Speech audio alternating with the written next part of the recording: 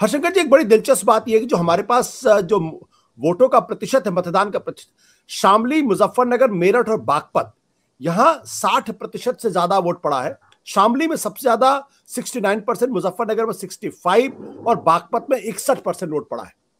आज आपने पूरे इलाके में आज आप घूमे, आपको क्या दिखाई पड़ा? क्या जो कहा जा रहा था कि जो किसानों का गुस्सा है वो दिखाई पड़ रहा था? क्या ये कहा जा रहा था जाट और मुसलमान इस वक्त एक साथ होकर वोट करें, क्या वो दिखाई पड़ रहा था? क्या भारतीय जनता पार्टी के पक्ष में वोट पड़ रहा था? क्या आरएलडी और समाजवादी पार्टी के पक्ष में वोट पड़ता हुआ दिखाई पड़ा? आपको आपने क्या देखा? देखिए आशुतोष जी, ऐसा है कि जो वोटिंग परसेंटेज है उस पर अगर आप थोड़ा सा गौर करेंगे तो मुजफ्फरनगर, शामली और बागपत में ये परसेंटेज ज्यादा है। और जो किसान आंदोलन से प्रभावित जिले हैं उनमें ये ज्यादा है। गाजियाबाद में, अलीगढ़ में और आगरा में, बुलंदशहर में थोड़ा कम है। अगर सिटी वाइज आप करके देखेंगे तो उसमें थोड़ा कम है। ये परसेंटेज वहां ज्यादा है। और यहाँ का भी अगर परसेंटेज देखेंगे, जैसे मेरठ का अगर आप परसेंटेज देखेंगे तो मेरठ में सबसे ज्यादा किठौर जो ग्रामीण क्षेत्र है वहां पर 70% मतदान हुआ है। और जो शहर का जो क्षेत्र है वहां सबसे कम, कैंट सीट जो भाजपा का गढ़ मानी जाती है, वहां सबसे कम मतदान हुआ है। तो ये जो मतदान का वहां 51% के आसपास का मतदान है मेरठ कैंट विधानसभा क्षेत्र में। तो ये जो मतदान का ट्रेंड इस बार है वो ये है कि जो ग्रामीण क्षेत्र हैं, जो किसान आंदोलन से प्रभावित जगह हैं, गांव हैं, या वो जिले ऐसे हैं जो जाट और मुस्लिम बाहुल्य जिले हैं जिनमें जाटों की तादाद बहुत ज्यादा है, जैसे बागपत है, मुजफ्फरनगर है, सिवाल खास में ये बहुत ज्यादा परसेंटेज है देखने को मिलती है। तो ये एक बात इससे साफ है कि जहां पर शहरी क्षेत्रों में मतदान के प्रति उतनी रुचि मतदाताओं में नहीं दिखाई दी, खासतौर से हिंदू बाहुल्य क्षेत्रों में उतनी रुचि नहीं दिखाई दी। जबकि इसके अगेंस्ट हम देखें तो जो मुस्लिम बाहुल्य अल्पसंख्यकों के जो क्षेत्र हैं, जो जनता, उसमें लाइनें अपेक्षाकृत बड़ी थी और लोग सुबह से ही वहां पर सक्रिय थे वोट डालने के लिए। और जहां पर किसान है, और खासतौर से मैं किसानों में भी जो किसान आंदोलन से जुड़ा हूं, यहाँ का किसान का अर्थ है कि उसमें जाट का मेजर पार्ट है और बाकी फिर उसमें सैनी है, कश्यप है, गुर्जर है, त्यागी है। ये वोट यहाँ पर आता है अगर इसे हम जातियों में विभक्त करके देखें तो जाट का जो एंड ब्लॉक था वो पिछली बार विधानसभा चुनावों में या उसके लोकसभा चुनावों में वो सारा की सारा भारतीय जनता पार्टी को पोल किया था। सारा का मतलब होता है उसका एक मेजर चंक। ऐसा कभी नहीं होता कि 100% किसी एक को एंड ब्लॉक चला जाए। तो वो किया था। आरएलडी को इसलिए वहां पर बहुत नुकसान हुआ था। इस बार क्या है कि दो चीजें देखने को मिली हैं। एक तो मैथमेटिक्स चेंज हुआ है। किसान आंदोलन के बाद जाट जो है वो बहुतायत में वापस आरएलडी की तरफ आ गया है। ये एक साफ साफ तौर पर देखा जा रहा है। जैसे कि सिवाल खास की एक कॉन्स्टिट्यूंसी है, उसका नाम है उसकी एक जगह है दबथुआ गांव है, सरधना रोड पर पड़ता है, लेकिन उसकी कॉन्स्टिट्यूंसी जो है विधानसभा क्षेत्र दबथुआ है, वो सिवाल खास है।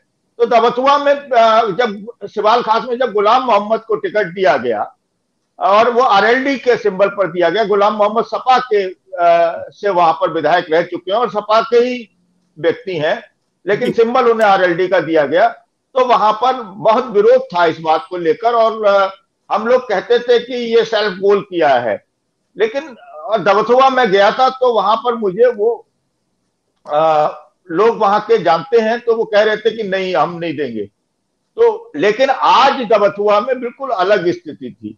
आज जितने भी जाट थे वो कोई बात ही नहीं कर रहे थे। वो तो दो बातें कर रहे थे। एक तो किसानों की जमीन जा रही है, किसानों को मजदूर बनाने की साजिश है, उनको मतलब उजाड़ने की कोशिश हुई है कृषि कानूनों के तहत। एक तो उनमें अपनी अपनी भाषा में वो अभिव्यक्त कर रहे थे।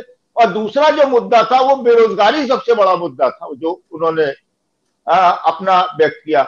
उनका कहना था कि हमारा जो घर परिवार चलता है वो सिर्फ खेती पर नहीं चलता है, हमारा एक व्यक्ति नौकरी में जरूर जाता है।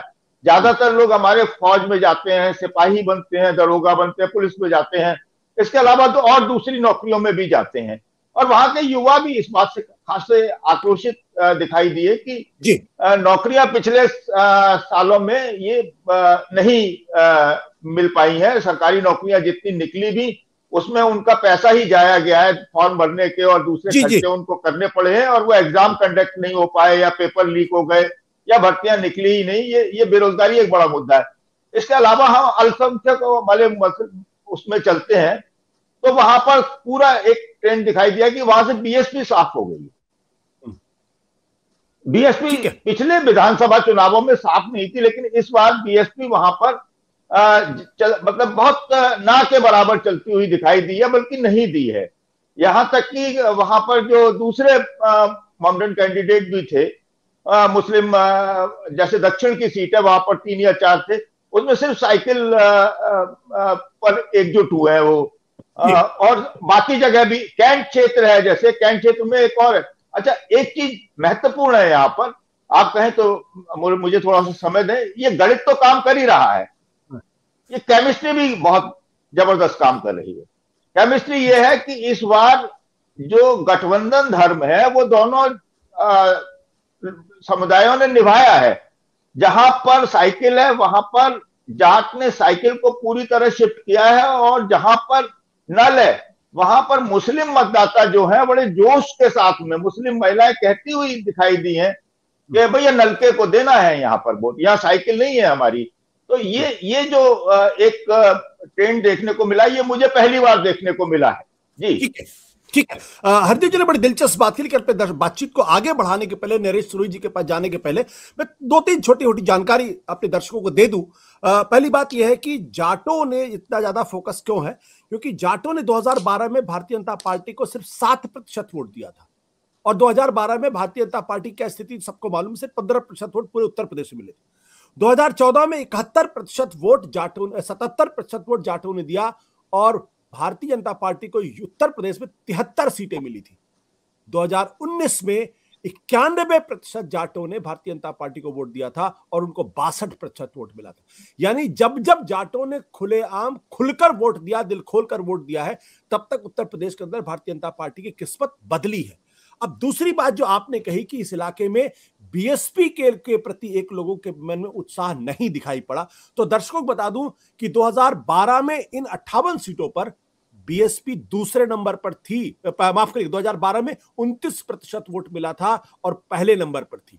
2017 में बीजेपी के बाद दूसरे नंबर पर थी, 22.5% वोट मिला था।